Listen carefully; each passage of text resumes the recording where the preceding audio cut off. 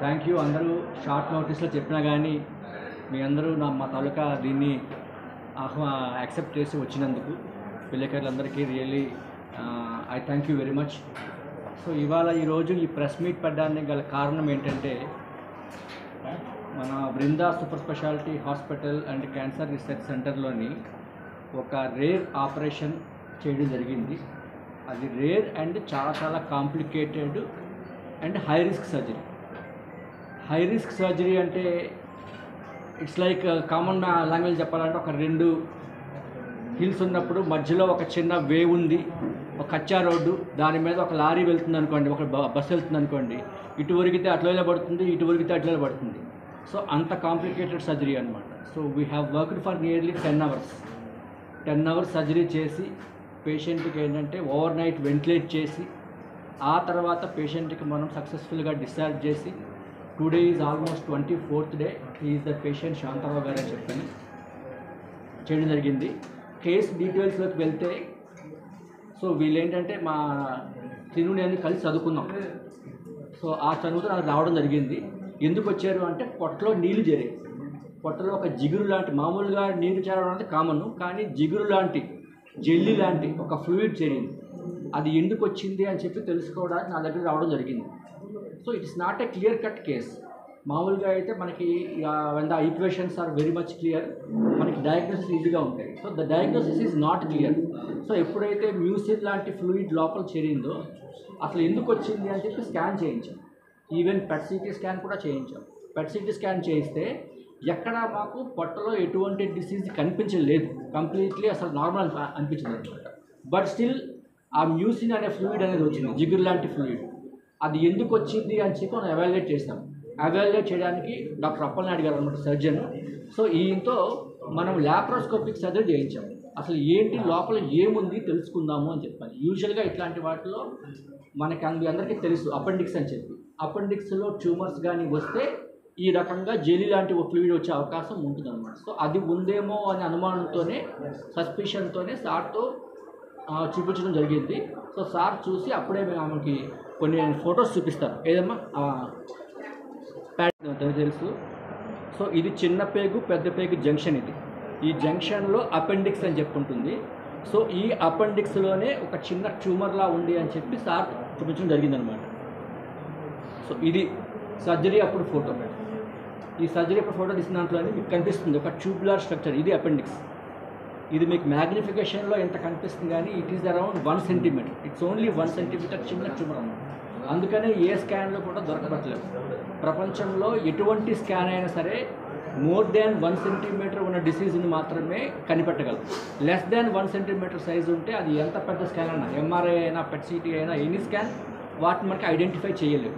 అందుకని చెప్పి ల్యాప్రోస్కోపీ చేసినప్పుడు మనకి అపెండిక్స్లో ట్యూమర్ ఉంది అని చెప్పి తెలిసింది. సో బట్ స్టిల్ మాకు డౌట్ దీనివల్లే వచ్చిందా కాదా అని చెప్పి. సో ఆపరేషన్ చేసి ఫస్ట్ మనం అపెండిక్స్ ట్యూమర్ని బయటికి తీసాం. అపెండిక్స్ ట్యూమర్ని బయటికి తీసి దాన్ని మనం బయాప్సీకి పంపించాం. అదేమైనా క్యాన్సర్ ఉంటుందా ఇంకేమైనా కాదా అని చెప్పి తెలియదు కాబట్టి బయాప్సీకి కంపల్సరీ పంపించాలి. పంపించినప్పుడు అందులో మనకి లో గ్రేడ్ అపెండిసియల్ మ్యూసినస్ నియోప్లాజం అది కూడా అపెండిక్స్లో ఉన్న ట్యూమర్. అది కాకపోతే అది క్యాన్సరు కాదు, అలాగని చెప్పి ఏమీ చేయని నార్మల్ ట్యూమరు కాదు, మధ్యస్థం. మనకు అటుపక్క క్యాన్సర్ కానీ ఉంటే ఈక్వేషన్స్ క్లియర్, దీనికి ఈ సర్జరీ చేయాలి అని చెప్పని. పోనీ క్యాన్సర్ కాదు, చిన్న మామూలు గడ్డ, ఇదేం చేయదు వదిలేద్దాము అని చెప్పి అనుకోవడానికి అది కాదు. సో అటు కాదు ఇటు కాదు, మధ్యస్థమైన జబ్బుగా మనకి అర్థమైంది. సో ఎప్పుడైతే మధ్యస్థమైన జబ్బుగా వచ్చిందో, sir please come sir. So మనం కంపల్సరీగా మనము ఆపరేషన్ చేసి, ఇది ఆల్మోస్ట్ మన ఇందాక మీకు చెప్పాను కదా, ఈ పెద్ద పేగులోకి అతుక్కుని ఉంది కాబట్టి సరే ఆపరేషన్ చేసి కేవలం పెద్ద పేగుని ముందు తీద్దాము సరిపోతుంది అని చెప్పని మనం సెకండ్ ఆపరేషన్ చేసి కేవలం ఈ పెద్ద పేగుని మాత్రం తీసాను. పెద్ద పేగులు తీసి ఇది ఏంటంటే అబ్డామెన్లో ఒక చిన్న నాడ్యూల్ కూడా ఉండేది పేషెంట్కి. ఈ పెద్ద పేగు ప్లస్ నాడ్యూల్ కూడా తీశాను. ఆ రెండిట్లో కూడా ముందు అపెండిక్స్లో ఏమైతే వచ్చిందో అదే వచ్చింది ట్యూమర్. సో ఇంకా మాకు తప్పదనమాట. ఎప్పుడైతే అది కూడా వచ్చిందో అప్పుడు మనం మొత్తం డిసీజ్ని మొత్తం ఎరాడికేట్ చేయాల్సిన అవసరం వచ్చింది. ఇదేంటంటే వాట్ ఈస్ దిస్, మన అబ్డామన్ ఉంటుంది కదా, అబ్డామన్కి మొత్తం లైనింగ్ ఉంటుంది పొట్టలోని. సో ఈ అబ్డామన్ లైనింగ్ మొత్తంలో ఈ చిన్న చిన్న డిసీజ్ మొత్తం అని సీడ్లింగ్ ఉంటుంది అనమాట. అంటే ఇప్పుడు చూసారు కదా, లివర్, స్టమక్, ఇంటెస్టైన్స్ వీటన్నిటికీ ఒక కవరింగ్ ఉంటుంది, ఒక లేయర్. సో ఈ లేయర్ మీద మనకి ఈ డిపాజిట్స్ ఉండే అవకాశం ఉంటుంది. సో అందుకని చెప్పి we have to do, this is called pseudomyxoma peritonei అనే డిసీజ్ అనమాట. సో ఈ డిసీజ్కి మనము we have to do entire abdominal లైనింగ్ని మొత్తం తీయాల్సి ఉంటుంది. పైన డయాఫ్రమ్ కిందన అటు మీద పెరిటోనియం ఇవన్నీ చేయాలన్నమాట. సో అప్పుడు మేము ఏంటంటే ఇది చేస్తూ, మామూలుగా మీ అందరికీ తెలుసు మనం కీమోథెరపీ ఇస్తే బ్లడ్లో ఇస్తామని చెప్పాను. కానీ ఈ డిసీజ్కి మనం ఏం చేయాలంటే అప్పుడే ఆపరేషన్ చేస్తున్నప్పుడే కీమోథెరపీ ఇవ్వాలి. అండ్ వన్ మోర్ థింగ్ ఏంటంటే దిస్ ఈజ్ ఏ హైపర్థెర్మిక్, అంటే మన normal body temperature 37 degrees Celsius 98.4, మనకి 100 వచ్చిందంటే మన ఫీవర్ అని చెప్పంటాం. సో ఈ పర్టికులర్ కీమోథెరపీ మనం ఆపరేషన్ చేస్తున్నప్పుడు 107 degrees అంటే టెంపరేచర్ పెంచాలి. 107 degrees టెంపరేచర్ పెంచుతూ ఆ అబ్డామెన్లో మనం ఆపరేషన్ చేసిన తర్వాత కీమోథెరపీ సర్క్యులేట్ చేస్తూ ఉండాలి. Almost for 90 minutes, 1.5 hour. 1.5 hour ఆ కీమోథెరపీ మనం సర్క్యులేట్ చేస్తూ ఉంటాం. సో ఇది మేము, దిస్ ఈజ్ ద ఫోటో. ఇదేంటంటే మేము ఆపరేషన్ చేసిన తర్వాత మొత్తం అబ్డామెన్ రిట్రాక్ట్ చేసి దానికి మనం ప్రిపేర్ చేసాము. ప్రిపేర్ చేసిన తర్వాత we have done, this is the, చూస్తారు మీరు ట్యూబ్స్ ఇవ్వండి. ఇదేంటంటే 107 degrees టెంపరేచర్లోని ఈ కీమోథెరపీ అట్లాగా 90 minutes మైటోమైసిన్ సి అనే కీమోథెరపీ ఏజెంట్ మనకి అబ్డామన్లో రన్ అవుతూ ఉంటుంది. మామూలుగా మనకి కీమోథెరపీ ఏజెంట్స్ ఏం చేస్తాయి, బ్లడ్లోకి వెళ్ళి టార్గెట్ ఆర్గాన్స్కి వెళ్ళి అక్కడ ఉన్న కంటికి కనబడని సెల్స్ని చంపుతాయి. కానీ ఇక్కడ ఏంటంటే బికాస్ ఎంటైర్ అబ్డామినల్ లైనింగ్ మొత్తం చిన్న చిన్న ఈ సెల్స్ ఉండే అవకాశం ఉంది కాబట్టి మనం ఈ కీమోథెరపీని హై టెంపరేచర్, అంటే టెంపరేచర్ పెరిగినప్పుడు డ్రగ్ ఎఫికసీ పెరుగుతుంది. డ్రగ్ ఎఫికసీ పెరిగి all this exercise we have done to prevent recurrence, పేషెంట్కి ఫ్యూచర్లో మళ్ళీ మనకి రాకుండా ఉండడానికి అనమాట. సో అందుకని చెప్పి మనం ఈ రకమైన this procedure is called hyperthermic intraperitoneal chemotherapy. అర్థమైందా? సో ఈ కీమోథెరపీ ప్రొసీజర్ని హైపక్ అంటాము. ఈ ఆపరేషన్ని మనము సిఆర్ఎస్, సైటో రిడక్టివ్ సర్జరీ, అంటే we have to do multiple surgeries. Like ఏంటంటే మొత్తం లైనింగ్స్ని పెరిటోనియం అంటాము. So we have to do all quadrant peritonectomies. అలాగే ఈ లివర్ ఉంది కదా, లివర్ పైన క్యాప్సూల్ ఉంటుంది, ఆ లివర్ క్యాప్సూల్ మీద కూడా డిసీజ్ వచ్చే అవకాశం ఉంటుంది. సో మొత్తం ఇక్కడ నుంచి మొత్తం ఎంటైర్ లివర్ క్యాప్సూల్ అలాగే లేపాలి. లివర్ క్యాప్సూల్ లేపాము. అలాగే ఈ this is called gall bladder. So gall బ్లాడర్లో కూడా మనకి ఈ జబ్బు మళ్ళీ రికరెన్స్ వచ్చే అవకాశం ఉంటుంది. అందుకని చెప్పి గాల్ బ్లాడర్ని కూడా తీసాము. సో మొత్తం అంతా కలిపి we have done 4 procedures: all quadrant peritonectomy, omentectomy, cholecystectomy, liver capsule excisions. మొత్తం కలిపి it took almost 9 hours for us to do the entire procedure. And surgery అయిన తర్వాత ఆల్మోస్ట్ 90 minutes మాకు ఈ హైపెక్ అనే ప్రొసీజర్ ద్వారా మాకు మొత్తము కీమోథెరపీ ఇచ్చాము. కీమోథెరపీ ఇచ్చిన తర్వాత ఆపరేషన్ చేయడం మొత్తం అంతా ఒక ఎత్తు. ఆపరేషన్ చేసిన తర్వాత పేషెంట్కి ఆల్మోస్ట్ 107 degrees టెంపరేచర్లో పేషెంట్ అబ్డామన్ మొత్తం 90 minutes ఉంది. సో ఆ పేషెంట్ రికవరీ అవ్వాలి. This recovery is also very important. Surgery చేసామంతా అంటే కాదు, పేషెంట్ని అంతే స్మూత్గా రికవరీ చేసి మనం పేషెంట్ని జాగ్రత్త తీసుకెళ్ళాలి. మేము కళ్ళు, ఒళ్ళు, మెదడు, మనసు అన్నీ ఎంత పెట్టి చేసినా కానీ ఆ పోస్ట్ ఆఫ్ రికవరీ అనేది ఇంపార్టెంట్ ఐసీయూలో. సో ఐసీయూలో ఆల్మోస్ట్ 3 to 4 days పేషెంట్ని మనం every minute to minute monitor చేసుకుంటూ, అంటే మొత్తం మారిపోతాయి, మన బాడీ మెటబాలిజం మొత్తం మారిపోతుంది. అంత టెంపరేచర్లో మనం 90 degrees మనం ఉంచాము, 107 degrees టెంపరేచర్లో మనం పేషెంట్కి ఉంచాము అని చెప్పంటే మొత్తం electrolyte disturbance, sodium, potassium next అన్నీ మారిపోతూ వాటన్నిటిని మనం సక్రమంగా చేస్తూ అల్టిమేట్ ఏమేంటి, పేషెంట్ శుభ్రంగా ఆహారం తీసుకొని డైజెషన్ అయిపోయి తనంతా తాను నడుచుకొని తన పనులు తాను చేసుకునే విధంగా మనం డిశ్చార్జ్ చేసే కండిషన్కి మనం తీసుకొచ్చాం అనమాట. Now today is almost 27th post of day. Patient discharge, surgery అయిన 2 weeks డిశ్చార్జ్ అయ్యారు. So now he is almost fine. Is a teacher by his profession. So Dasara తర్వాత ఇందాక అడుగుతున్నారు నేను జాబ్లో జాయిన్ అయిపోవచ్చా అంటే, yes you can always please proceed to your job. ఎందుకంటే జాబ్లో జాయిన్ అయితే నాకు పాజిటివ్ హార్మోన్స్ ఉంటాయి, మొత్తం అంతా మెటబాలిజం బాగుంటుంది, ప్లీజ్ ప్రొసీడ్ యువర్ జాబ్ అని చెప్పాము. So this is the tremendous work is possible only because of a team work. Doctor Harikrishna గారు, he is the anaesthesiologist.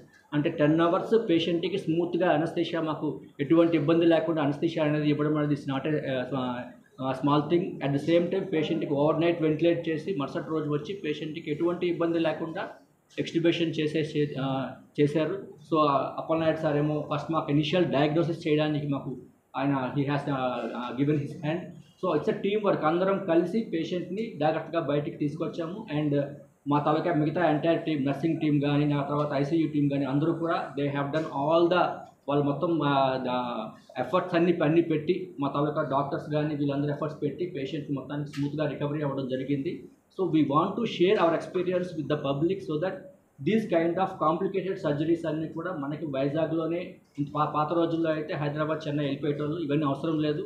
This is very very rare disease అండి. Almost 1 crore పాపులేషన్లో ఒకరికి వచ్చే disease, అందరికీ వచ్చే అంత common disease కాదు, కామన్గా పెర్ఫామ్ చేసే సర్జరీ కూడా కాదు. It's a very rare disease and rare surgery, rare complicated surgery which involves many complications. So వీటన్నిటికీ మనం స్మూత్గా చేయడం వల్ల I want to give message to public that complicated surgeries కోసం శాంతారావు, నేను టీచర్ని, మా మిసెస్ కూడా టీచర్. నాది విజయనగరం జిల్లా రాజాం రెసిడెన్సీ. నాకు యూరిన్ ఇన్ఫెక్షన్ ముందు వచ్చింది. యూరాలజిస్ట్ నేను కన్సల్ట్ చేశాను. ఆయన స్కాన్లు కట్ చేసిన తర్వాత నీకు యూరిన్ ప్రాబ్లం లేదు, అబ్డామిన్లో ఏదో ఫ్లూయిడ్ తిరుగుతుందని చెప్పారు. అయితే ఏం చేయాలి నెక్స్ట్ అని చెప్పంటే గ్యాస్ట్రోఎంట్రాలజిస్ట్ దగ్గరికి పంపించారు. ఆయన కూడా లివర్ సంబంధించిన టెస్టులు చేశారు. అక్కడ కూడా నీకు ఏ ప్రాబ్లం లేదు, ఒక ఫ్లూయిడ్ అయితే ఉంది, ఆ ఫ్లూయిడ్ ఎందువల్ల వచ్చిందో నాకు ఆయన ఐడెంటిఫై చేయలేకపోయారు. సిటీ స్కాన్ చేసి పంపించారు నాకు. ఆ రిపోర్ట్లు పట్టుకొని సార్, నాకు స్కూల్మేట్, ధైర్యంతో సార్ దగ్గరికి వచ్చాను. మొదట ఆ ఫ్లూయిడ్ ఎందుకు వచ్చింది, దానివల్ల ఏం ప్రాబ్లం, అవన్నీ సార్ చాలా చక్కగా డయాగ్నోస్ చేశారు. మరి అప్పలనాయుడు సార్ గారు, హరికృష్ణ సార్ గారు ఆధ్వర్యంలో వంశీ సారు చాలా చక్కగా డయాగ్నోస్ చేశారు. మరి నాకు 3 ఆపరేషన్ జరిగాయి. అపెండిక్స్ రిమూవ్ అయ్యింది, హెమికాన్ రిమూవ్ అయ్యింది, తర్వాత అబ్డామిన్లో లేయర్ రిమూవ్ చేయడం కోసము హైపెక్ సిఆర్ఎస్ అనే ఆపరేషన్ చేశారు. ఇది సార్ నాకు చాలా ధైర్యంగా, పర్వాలేదు నేను ఉన్నాను, నేను చూసుకుంటాను అనే ధైర్యం ఇవ్వడం జరిగింది. నాకైతే చాలా భయంగా ఉండేది ఏమవుతుందని చెప్పేసి. సార్ ఉన్నారని ధైర్యంతో నేను ముందుకెళ్ళడం జరిగింది. గత నెల 31న ఆదివారం సుమారు 10 గంటలు ఆపరేషన్ జరిగింది. మా రిలేటివ్స్ అందరూ కూడా చాలా భయపడిపోయారు. ఇది 3 గంటలు, 4 గంటలు, 5 గంటలు కాదు, 10 గంటలైనా ఇంకా బయటకు రాలేదు. దాంతో డాక్టర్ గారు బయటకు వచ్చి కొన్ని ధైర్యం చెప్పడం జరిగింది. నాకున్నటువంటి ప్రాబ్లము ల్యాండ్ అని చెప్పి సార్ చెప్పడం జరిగింది. దాన్ని క్లీన్ చేశారు, నాకు మరో లైఫ్ ఇవ్వడం జరిగింది.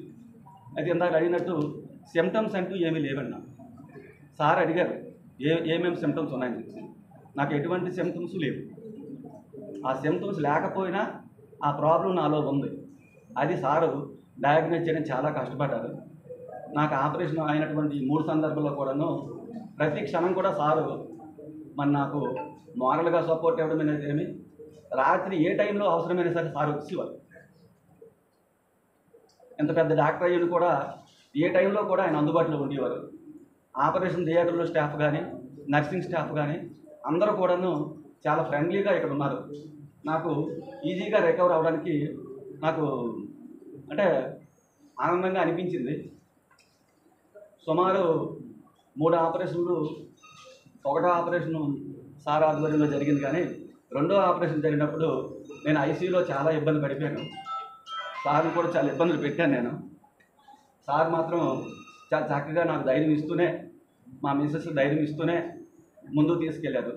నాలో ఎంత ప్రాబ్లం ఉన్నదని చెప్పి నాకు చెప్పకుండానే పర్వాలేదు అని చెప్పి తీసుకెళ్తూ చేశారు. ఆపరేషన్ సక్సెస్ అయిన తర్వాత నీ ప్రాబ్లం ఇది, నువ్వు సాల్వ్ అయ్యింది, నువ్వు రికవర్ అవుతున్నావు అని చెప్పడం జరిగింది. మరి సార్కి నేను జీవితాంతం రుణపడి ఉంటాను. నా క్లాస్మేట్ అయినా సరే